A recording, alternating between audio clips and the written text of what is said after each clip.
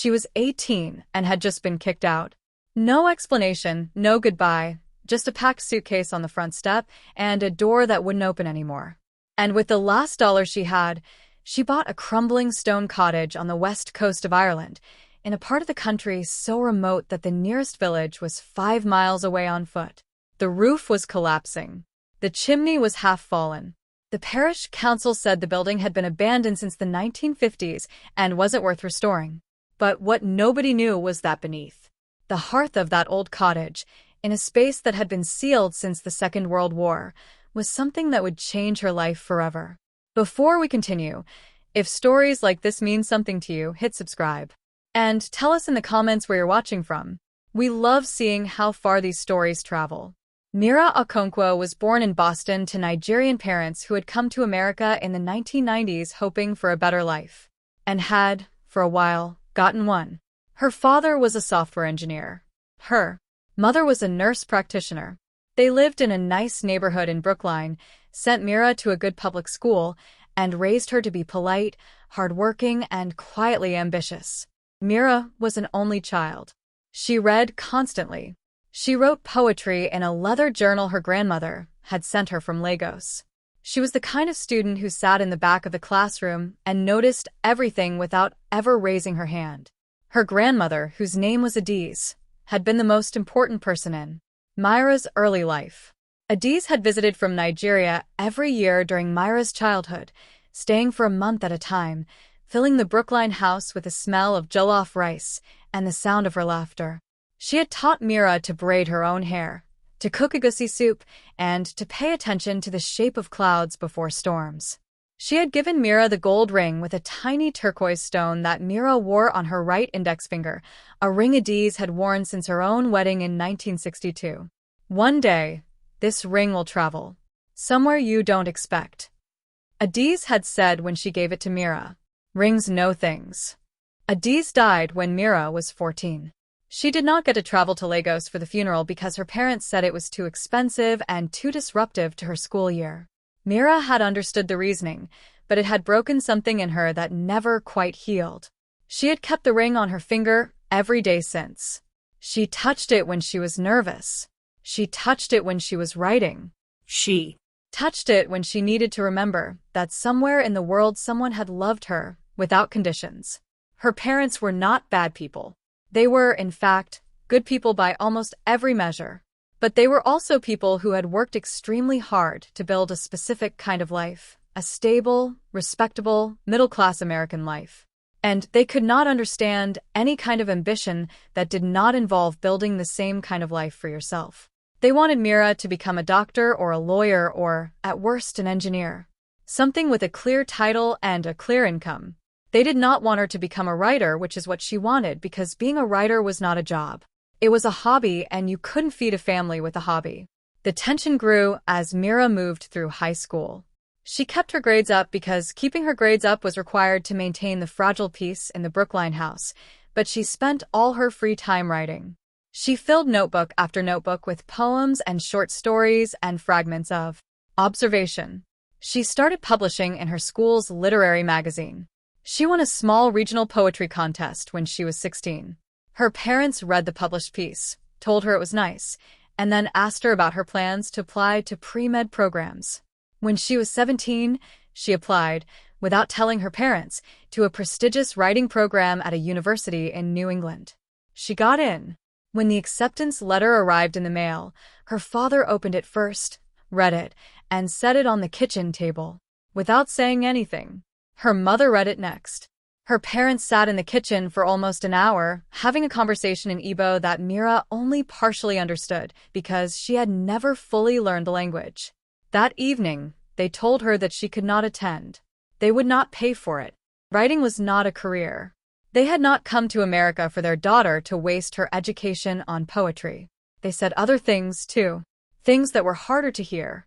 Things that Mira would try to forget later but would not be able to. The conversation ended with her mother saying, "If you want to be a writer, you can be a writer somewhere else. Not on our money, not in our house." Mira did not argue. She had learned long ago that arguing with her parents was like arguing with a brick wall. The wall does not move, and you only hurt your hands. She went to her room and wrote in her journal for 2 hours straight. She wrote about what she was feeling and what her grandmother would have said and what she was going to do next. She graduated from high school that June.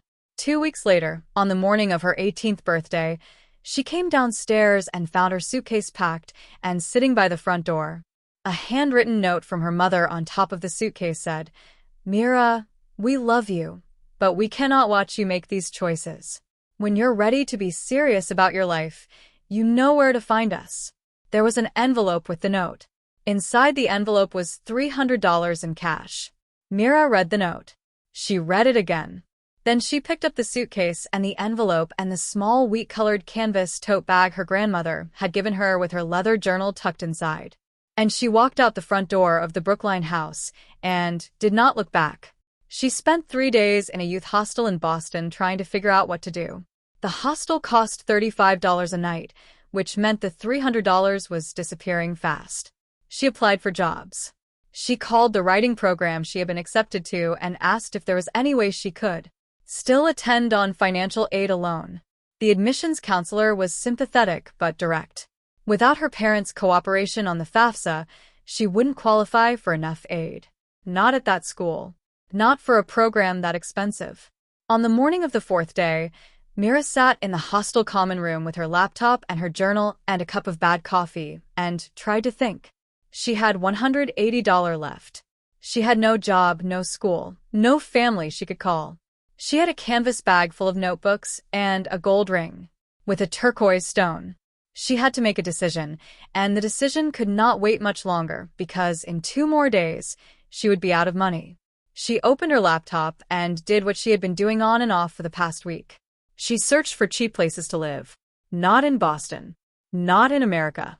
She had read once about a program in Ireland where rural properties were being sold by local councils for token amounts to encourage people to move to dying villages on the west coast. Ireland had always fascinated her. Her grandmother had loved the poetry of Seamus Heaney. One of her grandmother's favorite books had been the letters of Edna O'Brien. Mira had been writing poems about Ireland for years based on nothing but photographs and books and her grandmother's love of the country. She searched for a rural property Ireland cheap cottage for sale. She scrolled through pages of results. Most of them were expensive by her standards, 20,000 or 30,000 euros for ruins that needed complete rebuilding. But on the 5th page of results, she found something different. It was a small listing on a County Mayo Council website. A crumbling stone cottage on a half-acre of land near a village called Achill Island on the far northwestern coast of Ireland. The cottage had been abandoned since 1953. The current title holder was the parish council, which had acquired it through a lapsed inheritance decades ago. The council was offering it for €1 to anyone willing to commit to restoring it or preserving it as a site of cultural significance. There were conditions. The buyer had to be willing to live on the property or restore it within 5 years. The buyer had to register as a resident of the parish. The buyer had to respect the cultural and historical significance of the building. €1, about $1.10 in American money. Mira stared at the listing. A crumbling stone cottage in Ireland. A place so remote that the listing description included phrases like no vehicle access and footpath only and water from well. A place that had been abandoned for over 70 years. She thought about her grandmother. Rings no things. She touched the turquoise ring on her right index finger. She had enough money for a plane ticket to Dublin if she flew standby. Barely. She had enough left over for 1 week of hostel stays. She had her journal. She had her laptop. She had the ring. She had to try. 2 days later, Mira was on a plane to Dublin. She landed at 6:30 in the morning, jet-lagged and nervous and running on 4 hours of hostel sleep, and took a bus from the airport to the train station, and then a train to Westport in County Mayo on the west coast of Ireland. Westport was beautiful in the way that Irish towns are beautiful. Colorful shop fronts, stone bridges, the sound of seagulls carried on the wind from the bay. She took another bus from Westport, a small local bus that ran twice a day out to the village of Achill Sound where the cottage was listed. Achill Sound was not really a village. It was a few houses scattered along a coastal road, a small parish church, a pub called Mulligan's, and a post office. the size of a closet. The land around it was the kind of land that Ireland is famous for. Rolling green hills crossed with stone walls, sheep grazing in the distance, gray rocks pushing up through the grass, the wide blue-gray Atlantic stretching to the horizon. The air smelled like salt and heather and something sweet that Mira could not identify. She found the parish council office in a small building beside the church. The woman behind the desk was in her 60s with curly gray hair and a thick Mayo accent and a framed photograph of the Virgin Mary on the wall behind her.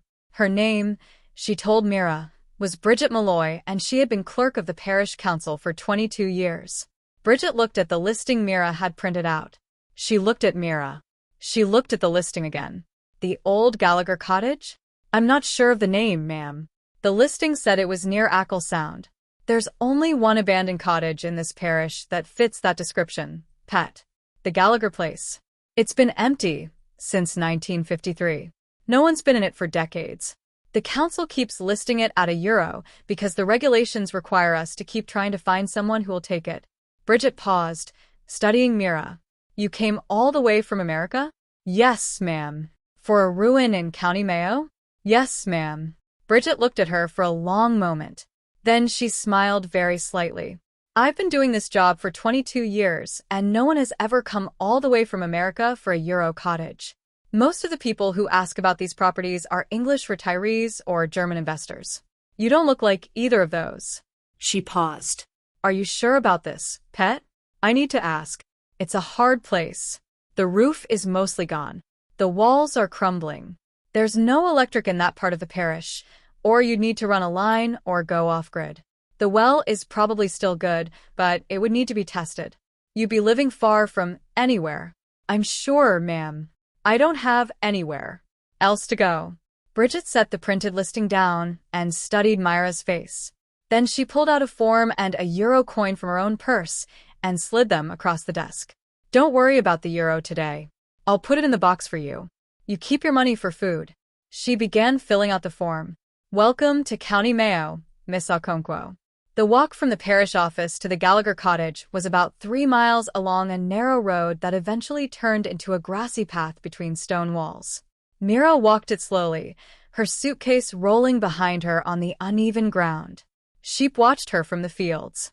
A small flock of magpies called from a blackthorn hedge. The wind came in from the Atlantic in steady, gentle gusts, carrying the sound of the distant waves. The cottage appeared over a rise in the land. And when Mira saw it, she stopped walking and just looked.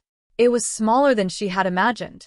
About 25 feet long and 15 feet wide, a single rectangular building of rough-cut gray field stones with thick mortar. Between them, the mortar crumbling in places, but the stones themselves straight and strong. The roof was slate, the original thick slate of West Ireland, patched with moss and missing tiles near the middle where a section had partially collapsed. A single tall stone chimney rose from the center of the cottage, one side of it fallen away to reveal the old clay flue inside. 2 small square windows flanked a heavy oak front door. The door hung slightly ajar on rusted iron hinges, held in place more by habit than by the hinges themselves.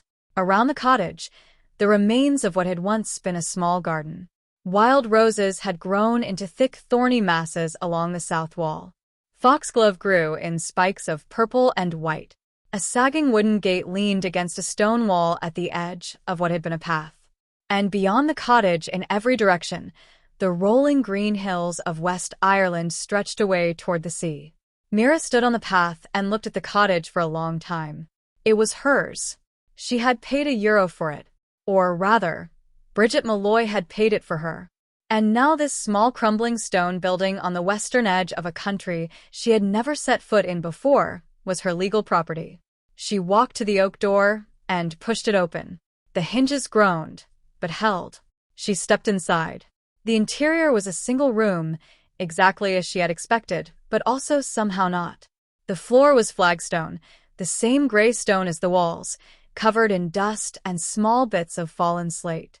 The walls were the rough interior side of the same field stones that formed the exterior, uneven and textured and beautiful in their irregularity. The ceiling was open to the rafters, exposing the dark wooden beams that had held the slate roof in place for over 150 years. At one end of the single room was the hearth. The hearth was massive. It took up almost the entire north wall, an enormous stone fireplace big enough to stand inside with an iron crane still hanging from a hook on the inner wall for holding cooking pots over the fire. The hearthstones were blackened by more than a century of cooking fires. Above the mantel, a rough wooden shelf had once held dishes or photographs, but now held only dust and a few fallen cobwebs. Mira walked toward the hearth slowly. The flagstone floor was uneven under her boots, and in front of the hearth, the flagstones were larger. A great flat hearthstone about 5 feet wide and 3 feet deep set directly in front of the fire opening. The hearthstone was dark with decades of ash and soot, but beneath the grime, Mira could see that it was a single massive piece of gray stone, thick and heavy and ancient. She knelt in front of the hearth and put her palm flat on the hearthstone. The stone was cold. She sat like that for a while, just breathing, just letting herself understand that she was in a cottage on the west coast of Ireland, that she had come all this way alone with $180 in her pocket, that her grandmother had once told her the ring on her finger would travel somewhere she didn't expect. When she lifted her hand off the hearth stone, she noticed something. A small gap along the edge of the stone where it met the flagstone floor. Not a crack in the stone itself. A deliberate gap, as if the hearthstone was not fixed to the ground the way the other flagstones were. Mira leaned closer and brushed away decades of ash from the gap with her fingertips. The edge of the hearthstone was smooth.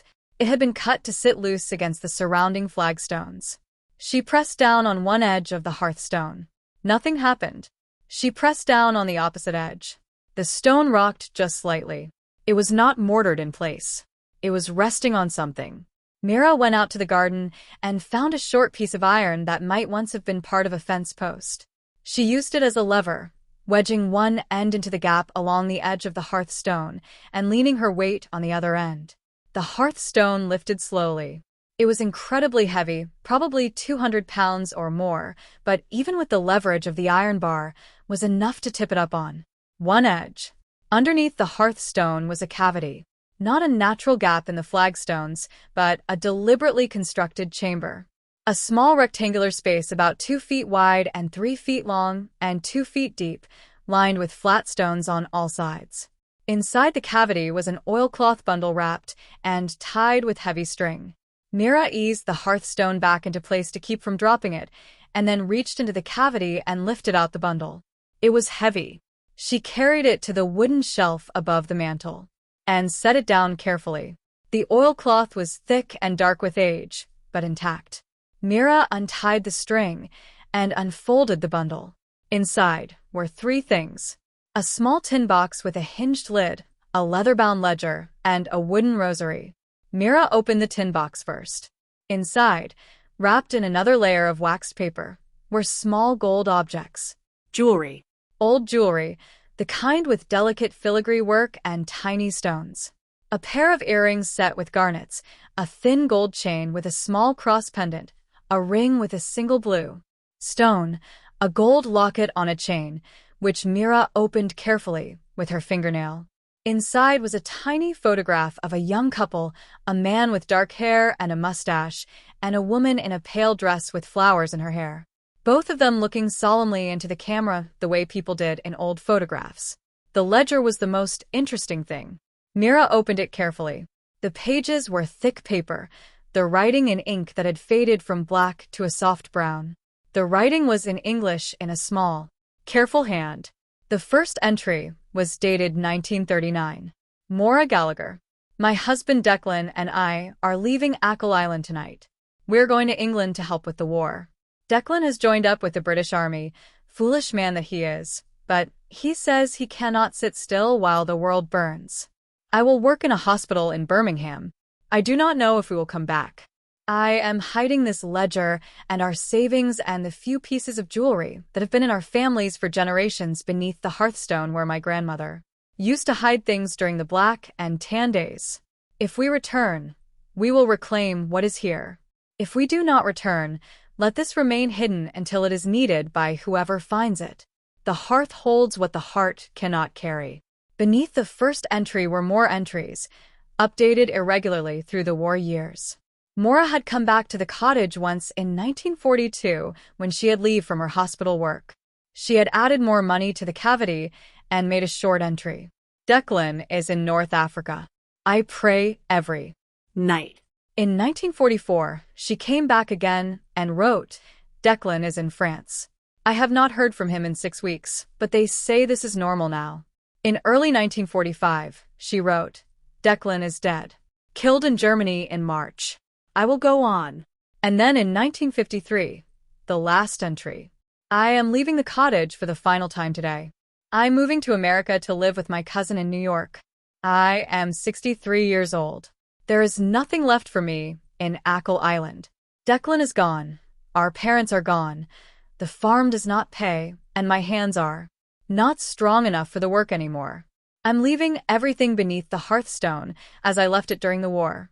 I do not have the heart to dig it up. The jewelry belonged to Declan's mother and grandmother.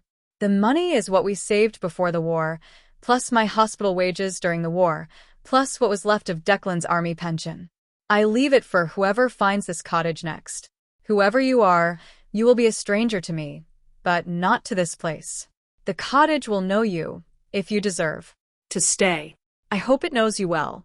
Maura Gallagher, April 1953. Mira read the final entry twice. Then she set the ledger down very gently and lifted the rosary out of the oilcloth. It was made of simple dark wooden beads with a small brass cross. She held it in her palm and felt the weight of it. Then she lifted the tin box and opened it again and looked at the jewelry. And then, carefully, she reached deeper into the oilcloth bundle and found a small cloth pouch she had not noticed before, tucked into the bottom. Inside the pouch was money. Old Irish punts and British pound notes from before the euro had come in, folded carefully and bundled with yarn. Mira counted the notes. There were bills going back to the 1940s, some of them worth far more as collector's items than their face value. Together, the money came to, she estimated, several thousand euros worth of currency if sold to a collector, possibly more. If you're enjoying this story, take a second and subscribe. It helps us keep making stories like this one. And tell us in the comments, have you ever found an object that made you feel like you had been chosen by a stranger? Mira did not sleep in the cottage that first night. The roof was still too damaged to trust in the rain, and rain looked likely. She walked back to the village and took a room at Mulligan's pub, which had 2 rooms upstairs that it rented to travelers for 25 euros a night. She ate a plate of shepherd's pie in the pub's small dining room and wrote in her journal for 2 hours while the pub's regulars watched the news on a small television in the corner and occasionally glanced at her with the polite curiosity of people who did not see many strangers. The next morning, she went to a solicitor in Westport. Bridget had given her the name and showed her the jewelry and the ledger and the money. The solicitor, a thoughtful woman named Niev who specialized in rural property matters, went through everything carefully. She told Mira that under Irish law, the contents of a property belonged to whoever legally owned the property. Since Mira had legal title to the cottage, everything Maura Gallagher had left there now legally belonged to Mira. There was no obligation to attempt to find Gallagher heirs, especially given that Maura had clearly written her intention that the items should go to whoever found them. But Mira wanted to try anyway, not out of legal obligation, but because it felt right. She asked the solicitor to help her research whether Maura Gallagher had any living descendants. Niev made a few calls. Over the next week, they learned that Maura had died in New York in 1978 with no children and no known surviving relatives. So, the jewelry and the money were Mira's, legally and morally. She sold 2 pieces of the jewelry, the locket and the garnet earrings, to an antiques dealer in Galway for just over 11,000 euros. She sold the old currency to a numismatist in Dublin for 4,800 euros. The remaining pieces of jewelry she kept, including the ring with the blue stone, which she placed next to her grandmother's turquoise ring on a small chain around her neck. 2 rings from 2 women she had never met who had both loved her enough to leave her something. The money was enough to begin restoring the cottage. She hired a traditional stonemason from a nearby village, an older man named Padraig, who had been restoring old Irish cottages for 40 years. Padraig walked through the cottage on his first visit, ran his hands over the stone walls, tested the roof beams, and said, "She's sound. This one. The walls are perfect. The roof needs work, but the bones are there." He charged her a fair rate and agreed to teach her to do some of the work herself. The roof came first. Padraig and his son replaced the missing slates and repaired the damaged section using slate they sourced from a reclamation yard in Connemara. The chimney needed rebuilding at the top. The fallen section had to be reconstructed stone by stone. Mira learned to hand mortar, mixing the traditional lime mortar that Padraig used and watching him lay the stones carefully, each one chosen for its shape and weight. The interior was mostly Myra's own work. She cleaned the flagstones by hand on her knees with a soft brush and a bucket of soapy water. She scrubbed the walls until the gray stone glowed. She cleaned the enormous hearth, brushing out decades of ash from the firebox. She ordered glass for the 2 windows from a glazier in Westport. She rebuilt the simple wooden shelves above the mantel and oiled them with linseed oil.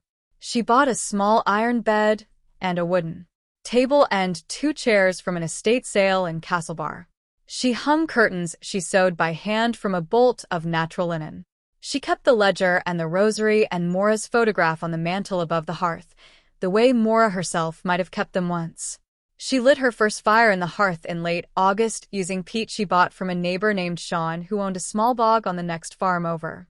The peat burned slowly with a steady, fragrant smoke and filled the cottage with a warmth that made Mira understand, for the first time in her life, what the word home actually meant. She began writing again, really writing. The cottage was a good place for it, quiet, simple, full of the kind of Atlantic light that poets have been trying to describe for centuries. She wrote in her leather journal in the mornings, sitting at the wooden table with a cup of tea, the fire burning low in the hearth beside her. She wrote about her grandmother. She wrote about her parents. She wrote about Mora Gallagher, whose life she had only glimpsed through a ledger and a tin of jewelry, but who had become, in her mind, a kind of second grandmother, a woman who had known loss and endurance, and the importance of leaving things for the next person who might need them. Within 6 months, she had written enough to submit to a small Irish literary magazine based in Galway.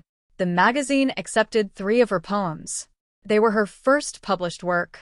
Within a year, she had published in 2 more magazines, and a small press in Dublin had expressed interest in seeing a collection of her poetry about Achill Island and the cottage, and the woman who had built a life there before her. The neighbors, once they understood that Mira was staying, accepted her with the quiet, steady hospitality that rural Irish people are known for. Sean, who sold her peat, invited her to his family's Sunday dinners. Bridget Malloy from the parish council stopped by once a month with a casserole and updates on village news. An elderly widow named Royson, who lived a mile down the road, began walking to the cottage on Saturday afternoons to have tea with Moira and tell her stories about the Achill Island of her own childhood. Royson had been a girl during the war and remembered Moira Gallagher. "A tall woman," Royson said, "quiet like you. Loved that husband of hers like nothing I've ever seen. When he died in Germany, she was never the same." One evening in late September, Moira sat on a stone bench outside the cottage door and watched the sun set over the Atlantic. The sky went from gold to rose to deep violet. The wind came in from the sea and smelled of salt and heather. The cottage behind her was warm, a fire burning low in the great hearth, a lamp in the window spilling soft amber light onto the stone path outside. Her grandmother's ring sat on her right index finger. Moira Gallagher's ring hung on a gold chain around her neck. Her journal was open on her lap, half full of a new poem she was writing. She thought about her grandmother, Adiz, who had given her a ring and told her that rings know things. Adiz had been right. The ring had traveled somewhere Moira had never expected, to the west coast of Ireland, to a cottage that had been waiting 70 years for someone who needed it. She thought about Moira Gallagher, whose husband had died in Germany in 1945 and who had left her savings beneath the hearthstone for whoever came next. Whoever came next. Moira had been a stranger to Moira, as Moira had written, but the cottage had known her. The cottage had held Moira's life patiently for 70 years, the way a hand holds something precious that is not its own. And when Moira had finally walked through the door and put her palm on the hearthstone, the cottage had decided she was the one it had been waiting for. She thought about her parents back in Brookline, whom she had not spoken to in 8 months. She did not miss them the way she had thought she would. She missed an idea of them, a version of them that had never quite existed, the version who would have been able to love her without trying to change her. The real people, the ones who had packed her suitcase and left it by the door, she did not miss. She understood now why Moira had gone to America in 1953, because sometimes leaving is the only way forward, and America had been for Moira what Ireland was now for Moira. A place to begin again. A place to write down what mattered and let everything else fade. That's the thing about the women who leave things behind for strangers. They are not strangers to the person they are leaving things for. They are family in the way that matters most, which is not the way of blood, but the way of recognition. Moira Gallagher had recognized something in the future, the possibility of another woman who would need what she had to offer, and she had trusted the cottage to hold her gifts until that woman arrived. The cottage had done its job. It had held the jewelry and the money and the ledger and the rosary for 70 years without complaint. And when Moira had finally walked through the door, the cottage had shown her where to look. The hearth holds what the heart cannot carry. Moira had written that line in her first ledger entry in 1939, and Moira had read it a dozen times since, and she was beginning to understand what it meant. Some feelings are too heavy to carry through a whole life. They have to be set down somewhere. A hearth is a good place to set them down because a hearth is a place of warmth and rest, a place where people gather and where stories are told and where the dead are remembered. And what is set down in a hearth does not disappear. It waits. It waits for the next person who can lift it. Moira Okonkwo was 18 years old and kicked out. She had $1 to her name, and she spent it on a crumbling stone cottage on the west coast of Ireland. It was the best dollar she ever spent. If this story moved you, subscribe to the channel and share it with someone who needs to hear it. And tell us in the comments, what has someone you never met left behind for you? We'd love to hear your story. See you in the next one.